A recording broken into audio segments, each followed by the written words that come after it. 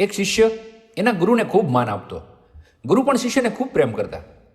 પણ એ શિષ્ય એના અભ્યાસ પ્રત્યે આળહુડો હતો. હંમેશા અભ્યાસથી દૂર ભાગવાનો પ્રયત્ન કરતો અને આજનું કામ આવતીકાલ ઉપર છોડી દેતો. હવે ગુરુજીને ચિંતા થવા લાગી કે કદાચ તેમનો શિષ્ય જીવનના સંઘર્ષમાં પરાજય પામશે. એણે પોતાના શિષ્યના કલ્યાણ માટે એક યોજના બનાવી. એક દિવસ શિષ્યના હાથમાં કાળો પથ્થરનો ટુકડો આપતા ગુરુજીએ કીધું કે હું તને આ જાદુઈ પથ્થરનો ટુકડો 2 દિવસ માટે આપું છું અને તું અહીંથી બહાર બીજે ક્યાંક જા અને જે પણ લોખંડની વસ્તુને સ્પર્શ કરીશ એ હોનામાં ફેરવાઈ જાય. પણ યાદ રાખજે કે બીજા દિવસે સૂર્યાસ્ત પછી હું તને તારી પાસેથી આ લઈ લઈશ. શિષ્યને તક મળવાથી તે ખૂબ ખુશ હતો, પણ આળસુ હોવાને લીધે એણે પહેલો આખો દિવસ કલ્પના કરવામાં જ કાઢી નાખ્યો. એની પાસે ઘણું બધું સોનું હશે, ઘણા બધા નોકરો હશે, એની પાસે કેટલી સુખ સમૃદ્ધિ હશે અને તે કેટલો સંતુષ્ટ હશે. આવો વિચારોમાં દિવસ પૂરો થઈ ગયો. હવે બીજા દિવસે સવારે જાગ્યો ને ત્યારે એને બરાબર યાદ હતું કે આજે સોનું મેળવવાનો છેલ્લો દિવસ છે. એણે મનમાં મક્કમ વિચાર કર્યો કે આજે ગુરુજીએ જે પેલો કાળો પથ્થર આપ્યો છે એનો અવશ્ય લાભ લેશે. એણે નક્કી કર્યું કે બજારમાંથી લોખંડની મોટી મોટી વસ્તુઓ ખરીદશે અને પછી સોનામાં રૂપાંતર કરશે.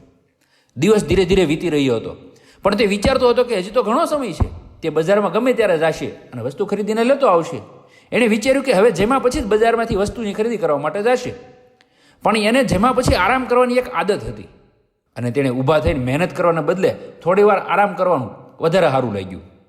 પણ આળસથી ભરેલું એનું શરીર નિંદ્રાના ઊંડાણમાં ખોવાઈ ગયું અને જ્યારે તે જાગ્યો ને ત્યારે સૂર્ય હાથમી રહ્યો હતો. હવે તે ઝડપથી બજાર બાજુ દોડવા લાગ્યો, પણ રસ્તામાં એને ગુરુજી મળ્યા. એને જોતા જ એના પગમાં પડી ગયો અને જાદુઈ પથ્થરને વધુ એક દિવસ પોતાની પાસે રાખવાની વિનંતી કરી. પણ ગુરુજી માન્યા નહીં અને શિષ્યનું શ્રીમંત બનવાનું સ્વપ્ન ચકનાચૂર થઈ ગયું.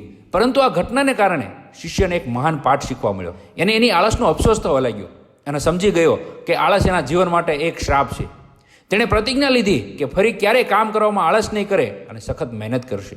મિત્રો, દરેક વ્યક્તિના જીવનમાં ઘણી બધી તક મળે છે, પણ ઘણા લોકો ફક્ત એમની આળસના કારણે એને વેડફી નાખે છે.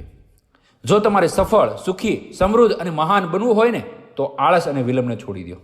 જો તમે તમારા અગત્યના કામને વિલંબિત કરવા માંગતા હો તો તમારી જાતને એક પ્રશ્ન પૂછજો કે આજે કેમ નહીં.